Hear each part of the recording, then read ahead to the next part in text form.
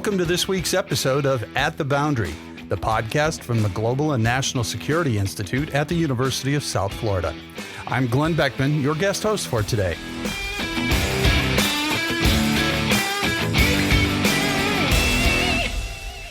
On the podcast, we're going to speak with two of our own researchers here at GNSI about their recently published article in the GNSI Journal of Strategic Security, which examines Russia's flawed military mobilization strategy in Ukraine. Doctors Guido, Rossi, and Tad Schnaufer will join us in a few minutes. First, however, a couple of headlines to tell you about. We're excited to announce the 4 USF students selected to go to the UK this summer to attend the International Security and Intelligence Program. That's one of the world's most prestigious educational opportunities. And through our partnership with ISI, we're able to send USF students to Cambridge each summer. And this year, we'll be sending Melina Otero, a first-year student in International Studies and History, Unique Alston, a first-year graduate student studying AI and Business Analytics, Justin Lecker, a graduate student studying Science and Financial Analytics, and Zachary Kuntz, a second-year PhD candidate in History. Congratulations to all 4 of these outstanding USF students. It's going to be an exciting summer for you. GNSI is beginning the search for undergraduate research fellowship positions for the fall semester. There are multiple openings under a variety of specialties. Specifically, we'll be looking for applications in the following research areas: resistance and resilience, strategic competition, society and the military. There will be resident and non-resident fellowship positions available. These opportunities are open to currently enrolled undergrad and graduate students. The resident fellowship research positions are open to currently enrolled USF students and will include class credit. The non-resident positions are open to non-USF students and professional military education institutions, but will not include class credit. You'll find more information on our website in the near future as applications will open soon. The latest GNSI decision brief is out. Guest author Greg Howell is an international economic development consultant and former senior foreign service officer with USAID. His decision brief examines the Global Fragility Reauthorization Act specifically through the lens of an America First foreign policy. You can find it on our website. And one final note today, the USF News team recently published an article about one of our students from the Future Strategist program. Calvin Pham is a student in the Judy Genshaft Honors College at USF studying global business, but he's also a member of FSP and keenly interested in global and national security, thanks in many ways to his grandfather. He was a pilot in the Vietnam War who helped 51 people escape Saigon just hours before it fell in April 1975. It was one of the war's most daring escapes. And many of those 51 people became part of Calvin's far-reaching family here in the U.S. It's an absolute banger of a story, well worth reading. You'll find a link in the show notes, and thanks to Paul Guzzo of the University News team for writing that story. It's time now for our featured conversation this week as we join Tad Schnaufer and Guido Rossi as they discuss their recent Journal of Strategic Security article examining how Russia's misreading of the Ukraine war led to a fragmented, improvised mobilization strategy relying on conscripts, convicts, and contractors as ersatz soldiers to sustain a prolonged conflict. They unpack what this reveals about modern, large-scale combat operations, from the limits of partial mobilization to the enduring requirement for mass manpower in high-intensity war. Let's turn it over to Tad and Guido. Guido, thank you so much for joining us at this episode of At the Boundary.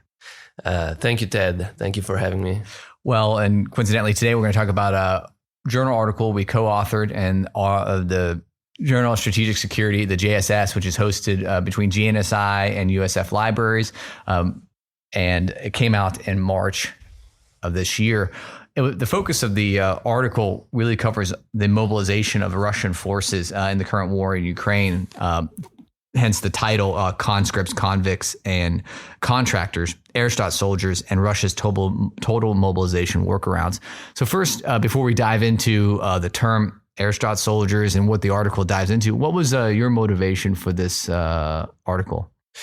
Well, so my original research really had to do with recruiting, and from that on, motivations to join, and what is called propensity for service. So, what is the level of willingness by individuals to enlist in the military? In this case, U.S. military.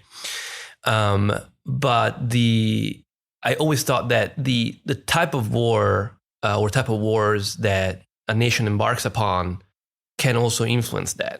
Because obviously, if a war is not well supported by the public, then you won't have high levels of propensity for service, and you will not have many individuals enlisting.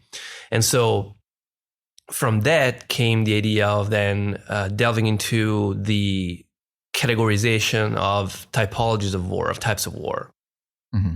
Yeah, no, absolutely. And I think, as we were discussing writing this article, my big motivation was I was currently, when the war started, I was serving with the Joint Multinational Training Group Ukraine, and we were looking at the Russian buildup on the Ukrainian border, and it just seemed like the numbers were so small, estimates between 160 and 190,000. It just didn't seem like the Russians mobilized enough people to accomplish the type of war that they're embarking on. And as we talk about in the article, and the first section of the article, we talk about that typology of war and how the Russian expectation of the war differed very greatly from what they ended up getting. Mm-hmm. So they got the type of war wrong. Yes. Yeah. So their lack of either intelligence or willing to listen to their intelligence services, and possibly this is the decision makers being an echo chamber, which we discuss.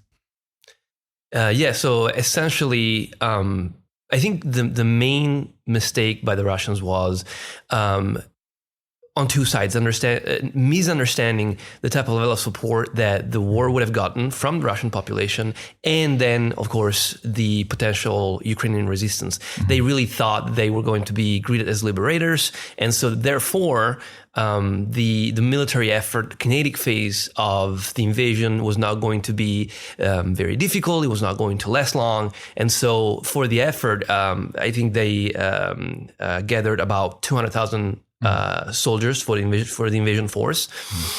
And their miscalculations turned out to be pretty harmful, because the war did not turn in their favor. It certainly got a lot of Ukrainian opposition, Ukrainian resistance, and then the inability later on of receiving support for this kind of war prevents them from launching a full mobilization of the population. And so getting the necessary military personnel in to continue the effort. Right. Because the typology or the type of war that we believe the Russians were expecting, as we go through kind of different categories, the nature of the conflict would have almost been defensive. In a sense, they were selling it as this is a defensive conflict to defend Russian citizens in Ukraine. Well, defensive wars typically tend to be more popular, right? Get more public support because someone has affronted you, right?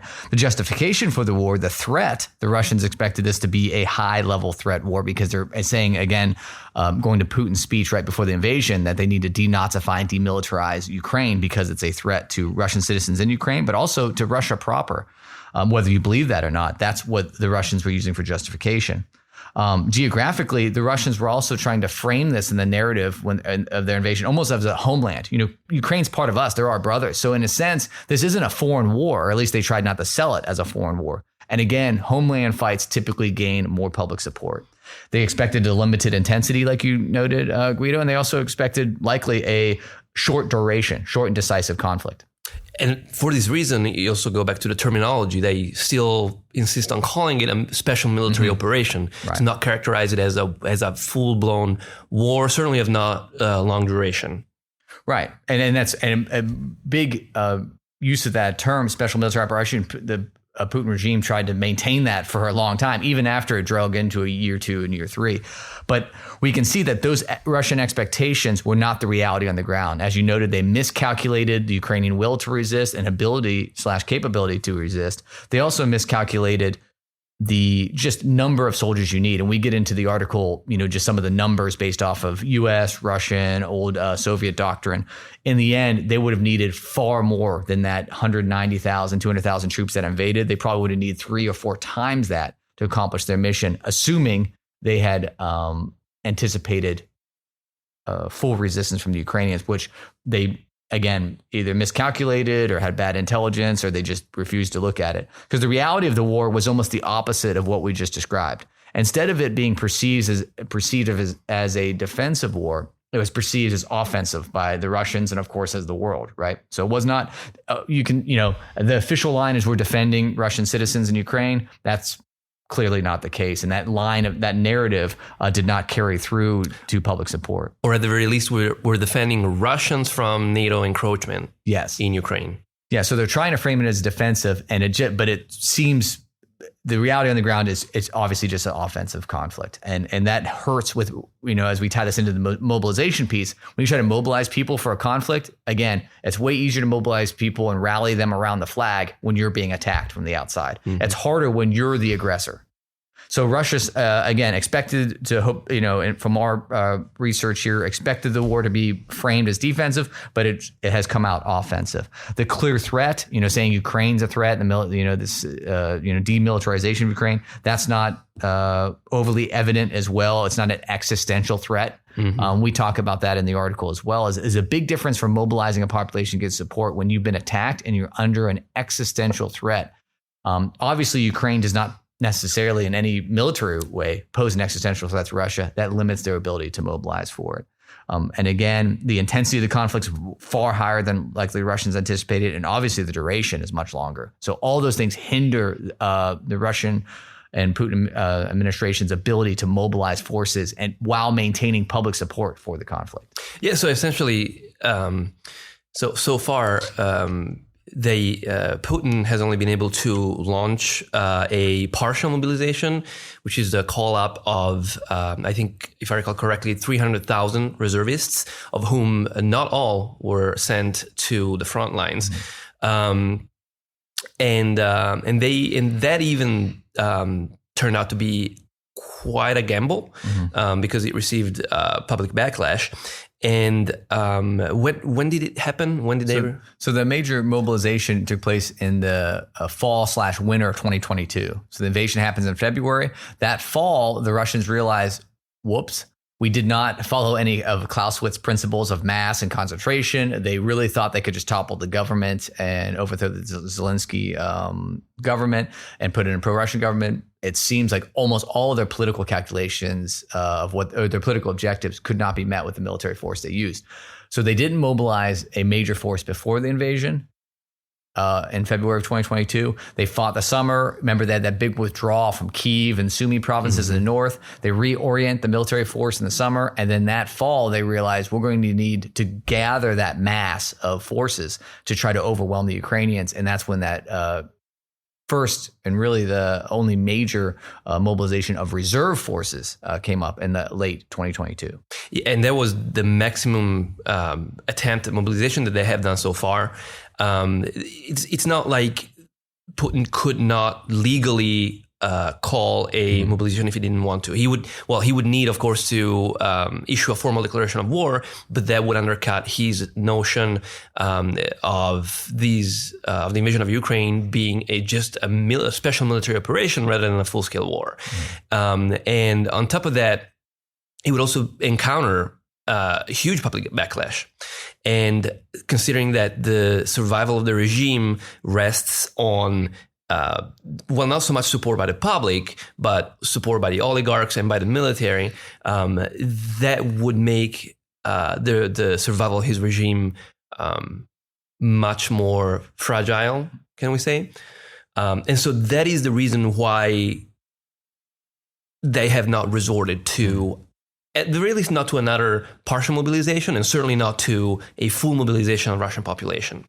Right, because from the military perspective, they could have just mobilized 300,000 troops at the beginning, in addition to what they already had on the border. So they could have mobilized everybody up front and probably overwhelmed the Ukrainians at the beginning, right? They chose not to do that because they were trying to get, one, they thought they wouldn't meet resistance or the Ukrainians would have the will, but also you're trying to achieve your objectives with the smallest force possible, right? So it's cheaper, less lives, right? Obviously, they miscalculated. So then when they start calling up reserves, they start meeting this resistance because particularly the urban elite in Moscow and St. Petersburg, they're not looking to serve in a military operation, particularly one that's perceived as offensive and external to the nation.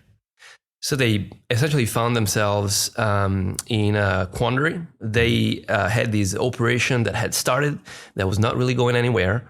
They didn't have enough forces to continue on, but they couldn't really back out of this situation. And they had these need for more military personnel, but with the inability really of mobilizing the population. And so they resorted to alternative sources of manpower, which we termed ersatz soldiers. So which means typically alternative sources, typically of lower quality. And that is why we titled the paper Conscripts, Convicts, and Contractors. Right. And so that's where the Russians turn to as they realize they're not going to be able to mobilize their reserve forces, the properly trained, reserve forces for this crisis. One, because there's some legal issues with it. As you noted, Putin would have to declare war. He had to go through the Duma. He could do that. The Duma is likely, going to rubber stamp, everything he says anyway. But there's a lot of public backlash that could happen for that. So what the Russians do for their mobilization woes, and after the late 2022 mobilization that we noted, they start looking for alternative sources of manpower, of soldiers, to be able to push to the front lines. This is where you start seeing a lot more inclusion of, at the time, groups like Wagner Group. You see recruiting from prisons. You start seeing immigrants that are in Russia or people on visas in Russia being forced into service or coerced into service, or even groups from Central Asia and Africa that are tricked into service. You come serve in the Russian military and we'll give you citizenship or some sort of huge bonus. We also see huge expenditures from the Russians on death benefits for families, on sign-up bonuses, because in the Russian legal system, certain contractors and conscripts cannot serve outside the country in a foreign war. This is a legacy law going back to Russia's experience in Afghanistan in the 1980s. So only certain soldiers in the Russian military can fight in a foreign war that's not defensive, that's offensive.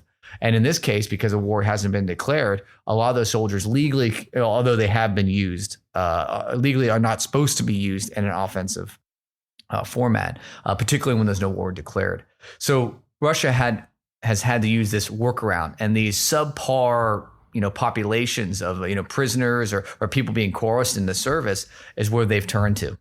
So by doing that, and also I had people in financial trouble, or other people accused of crimes that are real or fabricated. They have been coerced into service, coerced into signing contracts with the military.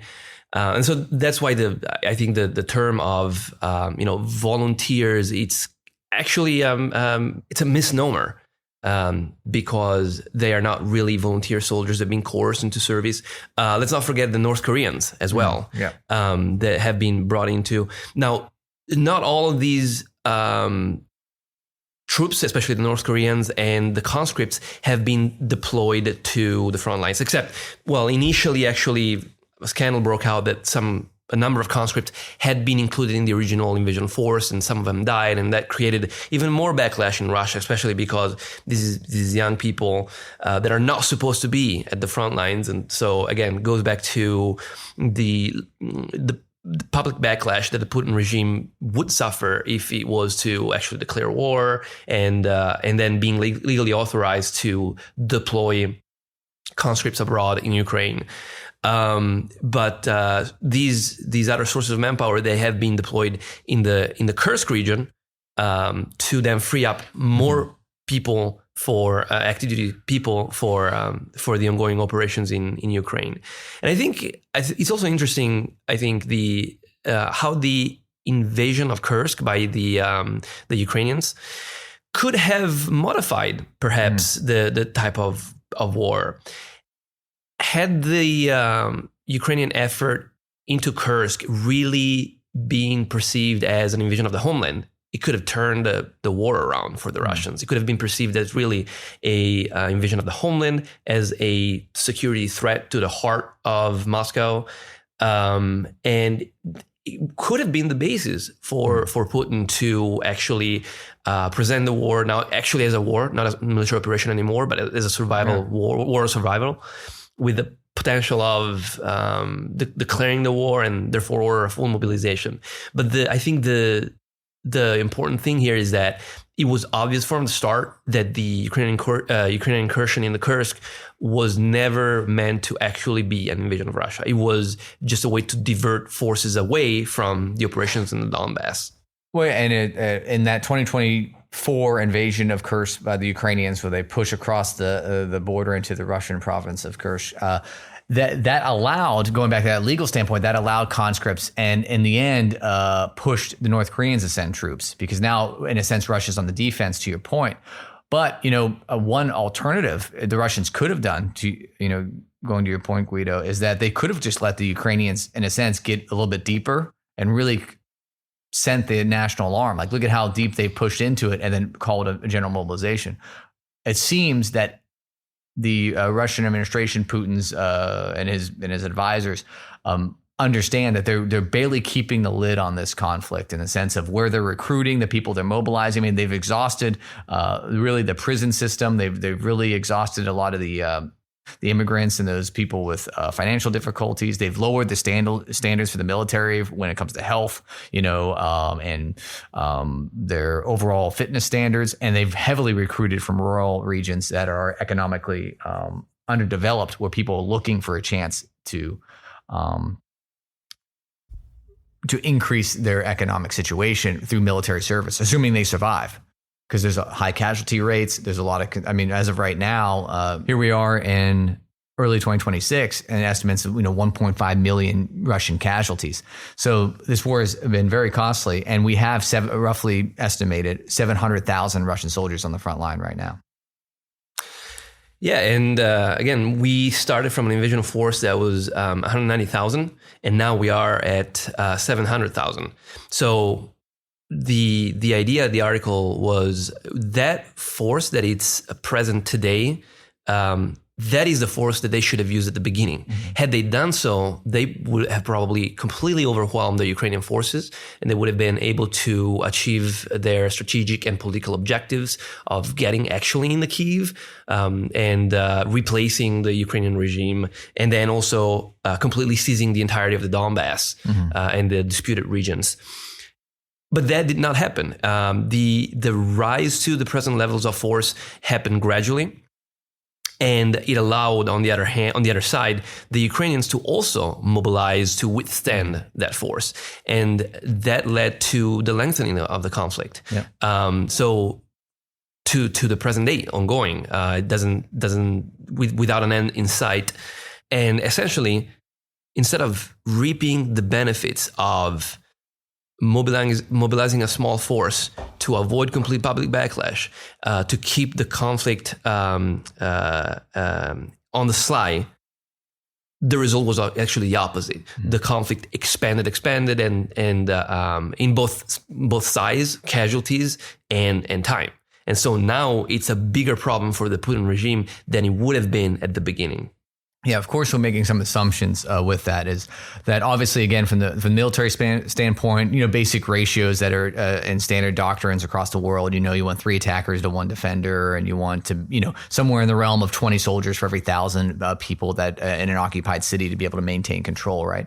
So their numbers were very low at the beginning, and what we're stating is that they would have benefited the Russians obviously to mobilize more at the beginning and go in full bore. So why didn't they? They would have known that. Russian planners would have known that, right?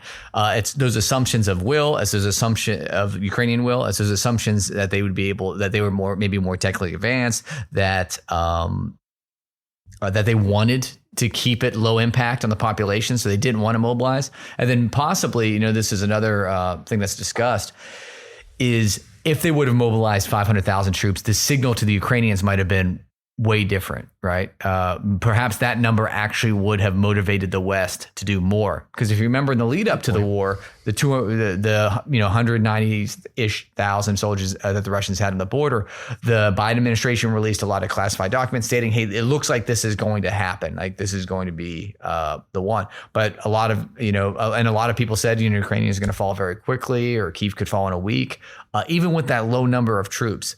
So it seems like the intelligence estimates, even on the Western side, were incorrect. But if the Russians would have mobilized 500,000 troops, it might have caused far more alarm before the invasion. It takes a long time to get that many people in uniform. It would have been clear, as we look at the lessons from this conflict that we note in our research is that, yes, you need to mobilize enough to accomplish your objective. Keep your political objectives within the realm of achievability of this force that you're employing. And don't think that you're going to be able to get around mobilizing large portions of the population for large scale conflicts because of the advent or the increased use of drones or anything like that. Because even the drone forces we've seen in Ukraine, despite the Ukrainians making upwards of 4 million drones a year, that has not decreased the requirement of having soldiers on the ground. You still need soldiers to occupy positions and fight. So ground drones or unmanned or uncrewed ground vehicles or uncrewed air vehicles or uncrewed sea vehicles, which have been exploited throughout the conflict. Those are great, and those do shuffle around where there are needs for soldiers and sailors.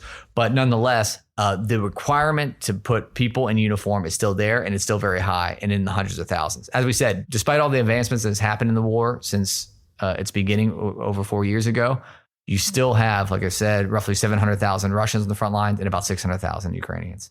And that led us to also think about applying these lessons to an American case. Mm-hmm. So in case of large-scale combat operations, either against China or against Russia, and so what would be the lessons that the United States would need to learn before getting to any kind of war like this or any war at all, and also what would be the mobilization potential of the United States.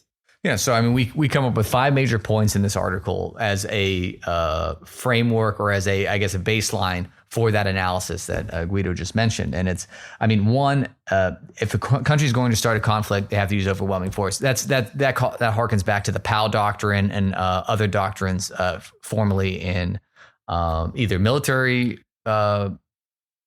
literature or even political literature. Like I said, the Powell doctrine, number one, still reigns. If you're going to embark on military force, make sure you have overwhelming ability to achieve that.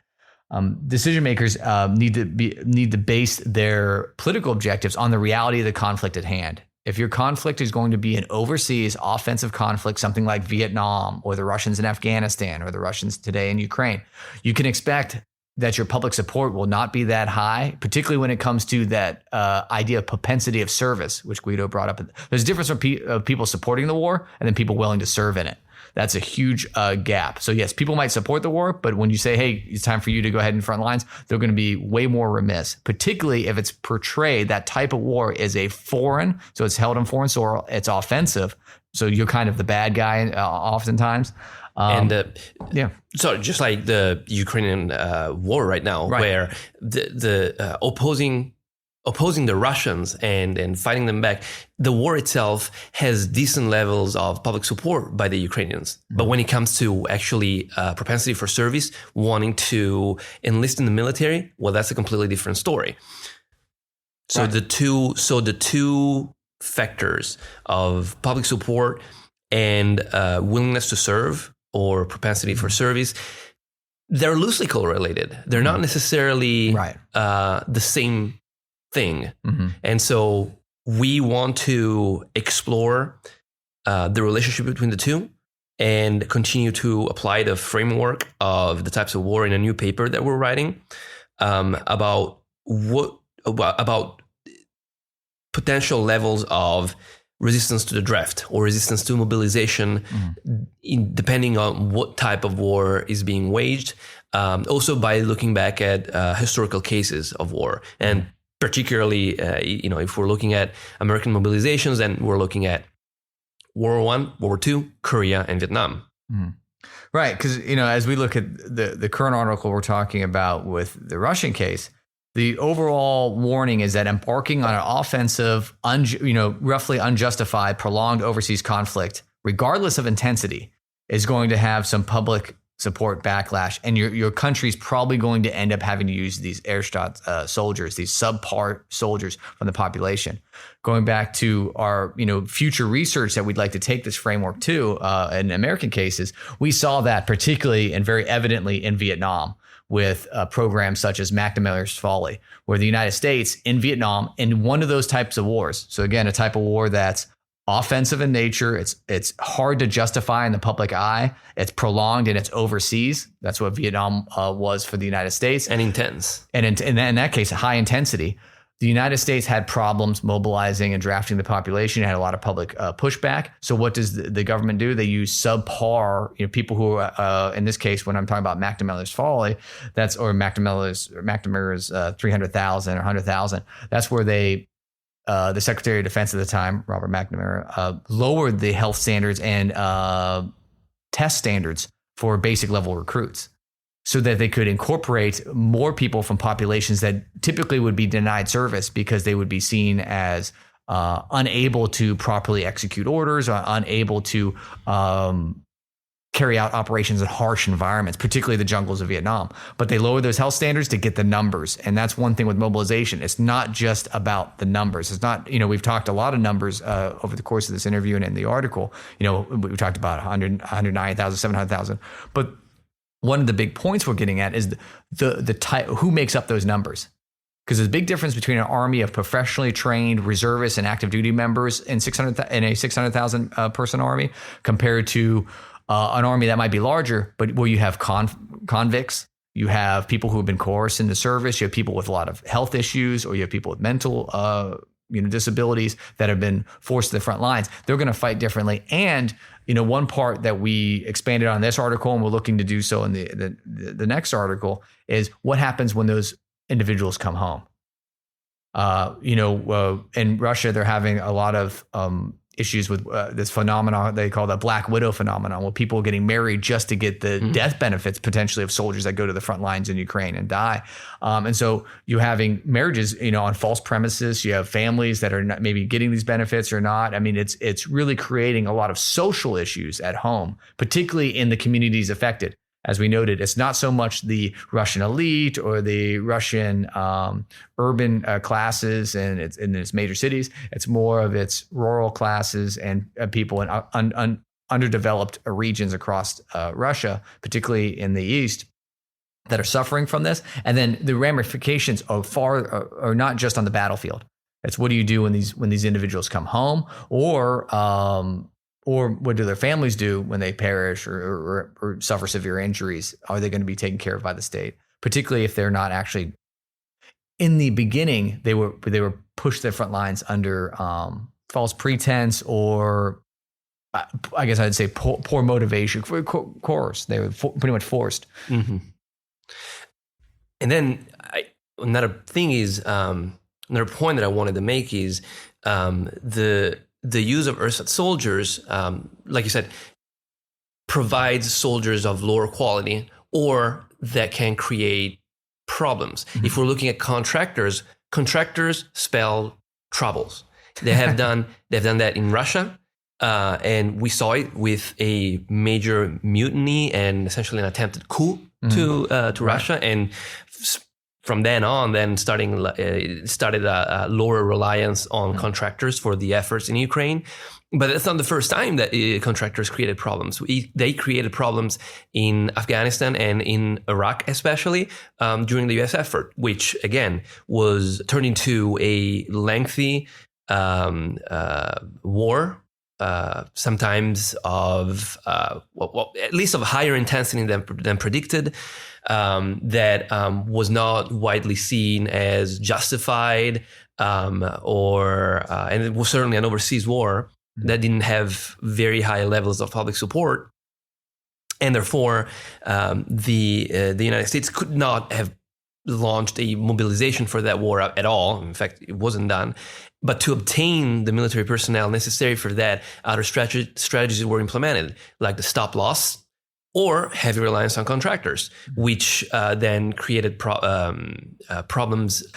For example, I mean, one of the issues with contractors, whether you're talking about in the war in Ukraine or Russian contractors in the Wagner Group that were in Syria a few years ago, we saw some issues with that, or contractors working for the United States in Iraq, is that they work in this gray zone in the Geneva Convention and laws of war as well, because they're not uniformed military members. So oftentimes they're doing things that are in the gray zone of morality, or they're being used in such ways that countries don't necessarily want to use their uniformed soldiers for. So the use in Iraq of contractors in some cases led to escalation of the conflict, as when some Blackwater contractors were ambushed in Fallujah, and that led to a major American involvement in that city, leading to the Battle of Fallujah. Mm-hmm. And so also changing the narrative sort of that the U.S. had for the war in Iraq, mm-hmm. As a friendly occupation of territory. Yes. So in the end, as we wrap this up and we kind of bring it back to the current article that was just published in March, the overall lessons are that the Russians obviously made some major miscalculations with the number of troops they invaded with, the resolve of the West, the resolve of the Ukrainians, and then this slow mobilization process where they tried to mobilize their reserve forces, met with some public pushback. And ended up using all these other methods to get people on the battlefield. So whether those are, again, Wagner Group, whether those are prisoners, immigrants, people with financial difficulties, people with subpar health conditions, things like that, that limited their ability to be, well-trained frontline soldiers. Then this has also changed Russian tactics, where it's a lot of, from what we're hearing, a lot of just kind of wave tactics, just throwing attack after attack and throwing these individuals who aren't very well trained, who aren't really ready for combat, right into the front lines in these attacks. But for the West, for the United States, for other countries, one of the big things to take away, as we noted, is you're going to need, as a major nation in a major conflict, whether we're talking about Taiwan, whether we're talking about somewhere else, you're going to need to be able to mobilize a large, well-trained force that properly execute a conflict. And if you're not ready for that, you're going to end up resorting to these ersatz soldiers. And I think also it's an important cautionary tale for any nation, really, to not get involved in stupid wars, essentially. Yeah. So wars that are not justified, offensive wars for unclear or offensive war simply for resources, wars that don't receive, because they won't receive levels of public support, and especially if they are big wars, or if there's the potential of these wars increasing in intensity and duration, then there will be a problem of personnel. Well, and I think it's one thing, to touch on briefly, is that most of the time, decision makers aren't thinking this is going to be a 10-year war. Mm-hmm. Like when we increased our presence, we as in the United States increased our presence in Vietnam. If you look at Lyndon Johnson's administration, they were thinking that by increasing our presence, we're going to shorten the war, and really it just dug us in even deeper. But they weren't thinking, hey, this is going to be another 7 years, and we're going to have to mobilize 500,000 forces and increase, and go through the draft. So oftentimes it's that miscalculation up front that drags a country into these long-term commitments, and then they find themselves in a quagmire. Same with the Russians in Afghanistan in 1980. When they came across the border, or 1979, when they came across the border, they took Kabul. They were able to overthrow the government there and really establish themselves. They did not anticipate a 10-year occupation. Mm-hmm. That's why what we're saying in the article, and as we do further research, is mobilization is important. You're going to need that military arm of any diplomatic or political engagement to ensure that you have the force behind your words. But in the end, you have to keep your political objectives aligned with the force you're willing to use, and also within the realms of a short, decisive role. Really trying to avoid, again, getting bogged down in a conflict. As we've seen with the Russians in Ukraine and Afghanistan, the United States and Vietnam, for example. And to really bring it to the present times, I think there's a big dilemma now about Iran, because there are rumors of getting into an actual ground war, but I'm not so sure that this war would qualify as a first of all, as a short war, fully justified in the eyes of the American public, and of short duration. And so the administration obviously needs to weigh and evaluate all these aspects very, very carefully if they don't want to get themselves into a similar situation as the Russians in Afghanistan or the Russians in Ukraine. And that's why we're looking at, again, our next article, but it's more hypothetical on what does a general mobilization look like for a possible World War III scenario, a huge existential threat, or even a large threat, something like a Korean War. So with that in mind, we hope you enjoy the article, and we'll look forward to continuing this line of research and understanding how countries mobilize their populations for different types of wars. Thank you so much, Guido. Of course. No, thank you, Ted. Special thanks to our guests today, Drs. Guido Rossi and Tad Schnaufer. Guido is one of our research fellows at GNSI, while Tad is our strategy and research manager. Their article in the latest issue of the Journal of Strategic Security is a great example how the more things change militarily, the more things remain the same with regard to the unchanging demand for mass in warfare. Next week on the podcast, we're going to talk with a couple of the students that will be making the trip to the nation's capital for the first ever GNSI DC experience. We're sending 6 USF students to DC to immerse themselves in the heart of the country's defense and national security industry. We're going to find out what they think about that upcoming trip next week. If you don't want to miss that episode or any other episode, be sure to like and subscribe to the podcast on your favorite podcast platform. We know you have a lot of options, and we appreciate you sharing some time with us today. You can find GNSI on YouTube, LinkedIn, and X. Be sure to follow, like, and subscribe while you're there. Tell your friends and colleagues as well. And you should definitely check out our monthly newsletter. You can find that all on our website, usf.edu/GNSI.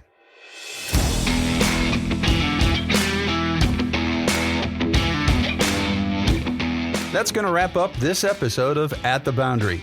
Each new episode will feature global and national security issues we found to be insightful, intriguing, maybe a little bit controversial, but overall just worth talking about. I'm Glenn Beckman. Thanks for joining us. We'll see you next time at the Boundary.